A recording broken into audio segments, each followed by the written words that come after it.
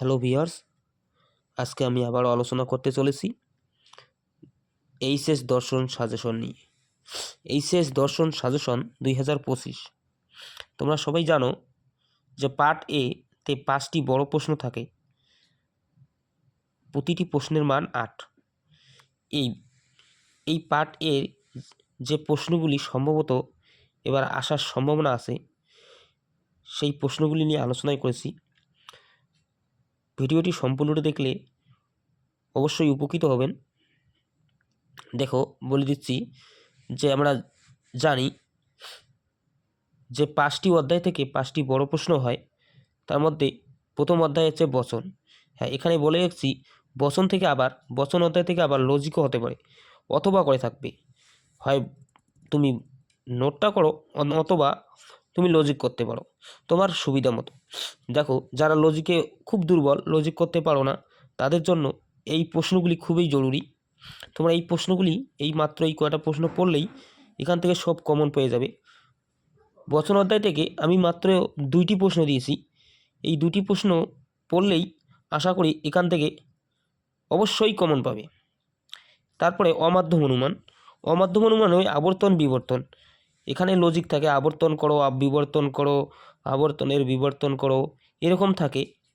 তোমরা যারা সেই লজিকটা করবে না, অর্থাৎ তোমরা যারা নোট করবে, তাদের জন্য মাত্র 3টা প্রশ্ন দেওয়া আছে এখানে।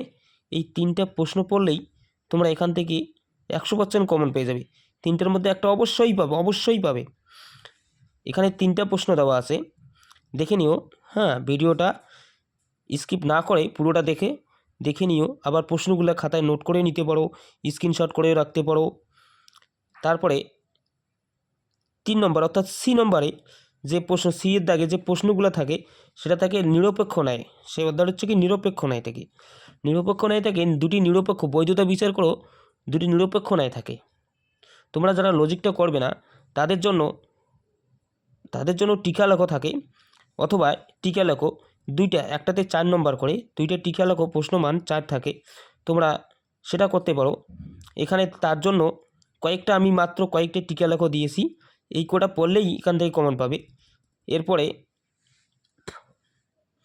ডিএ অর্থাৎ ডি এর ভাগে ডি নম্বরে যে প্রশ্নটা থাকে, সেটা থাকে মিলের পদ্ধতি, মিলের আরোহমূলক পদ্ধতি থেকে, অর্থাৎ মিলের পরীক্ষামূলক পদ্ধতি থেকে।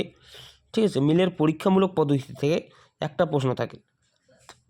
তাই এবছরের জন্য এবছরে যে প্রশ্নটা আসার সম্ভাবনা আছে, আমি 2টা প্রশ্ন দিচ্ছি, 2টার মধ্যে একটা অবশ্যই পাবে। অন্যয়ী ব্যতিরিকী পদ্ধতি এবং মিলের সংযুক্ত পদ্ধতি। এখানে বলে রাখছি, সংযুক্ত পদ্ধতিকে দ্বৈত অন্যায়ী পদ্ধতি, মিশ্র পদ্ধতি, অন্যায়ী ব্যতিরিকী পদ্ধতি, যুগ্ম পদ্ধতি আবার বলা হয়ে থাকে। এবার এর দাগে অর্থাৎ 5 নম্বরে এর দাগে যে প্রশ্ন থাকে আরোহমূলক দোষ, এখানে টিকা লেখো থাকবে 2টা লিখতে লাগবে। তার জন্য দেওয়া আছে, এখানে আমি 6টা টিকা লেখো দিচ্ছি। এই 6টা পড়লেই তুমি 2টা পাবে, অবশ্যই পেয়ে যাবে। তা আশা করি ভিডিওটা পুরোটা দেখবে, অবশ্যই এখান থেকে কমন পাবে, 100% কমন পাবে ইনশাআল্লাহ। অবশ্যই সবাই কমন পাবে। ভিডিওটা স্কিপ না করে পুরোটা দেখে নাও। আর আমার এই পেজটাকে ফলো করো, বেশি করে শেয়ার করো ভিডিওটা, যাতে তোমার মতো অন্য ছাত্রছাত্রীরাও, তোমার বন্ধুবান্ধবরাও এই ভিডিও দেখে উপকৃত হতে পারে।